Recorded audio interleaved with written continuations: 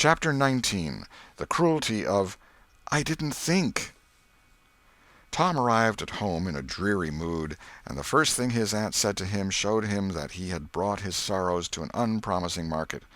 "Tom, I've a notion to skin you alive." "Auntie, what have I done?"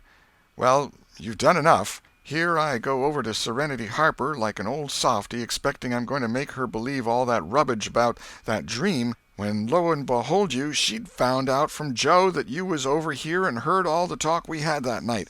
Tom, I don't know what is to become of a boy that will act like that. It makes me feel so bad to think that you could let me go to Serenity Harper and make such a fool of myself and never say a word."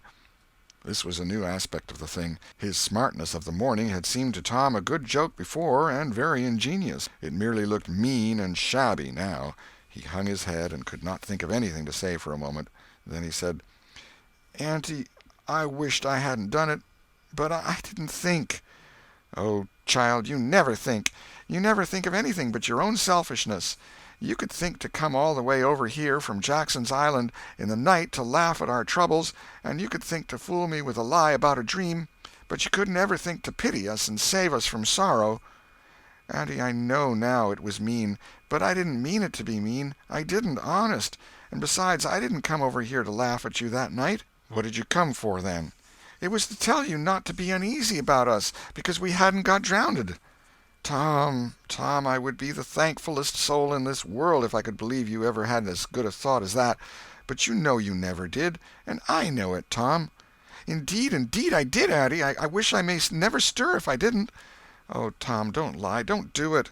It only makes things 100 times worse." "It ain't a lie, Auntie. It's the truth. I wanted to keep you from grieving. That was all that made me come." "I'd give the whole world to believe that. It would cover up a power of sins, Tom.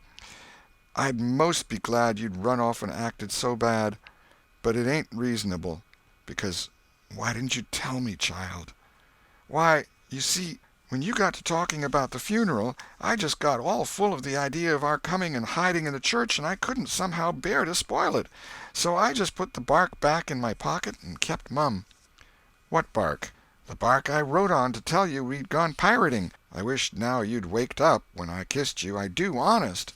The hard lines in his aunt's face relaxed, and a sudden tenderness dawned in her eyes. "Did you kiss me, Tom?" "Why, yes, I did." "Are you sure you did, Tom?" "Why, yes, I did, Auntie, certain sure." "What did you kiss me for, Tom?" "Because I loved you so, and you laid there moaning, and I was so sorry." The words sounded like truth. The old lady could not hide a tremor in her voice when she said, "Kiss me again, Tom, and be off with you to school now, and don't bother me any more." The moment he was gone, she ran to a closet and got out the ruin of a jacket which Tom had gone pirating in. Then she stopped, with it in her hand, and said to herself, "No, I don't dare. Poor boy, I reckon he'd lied about it. But it's a blessed, blessed lie. There's such a comfort come from it.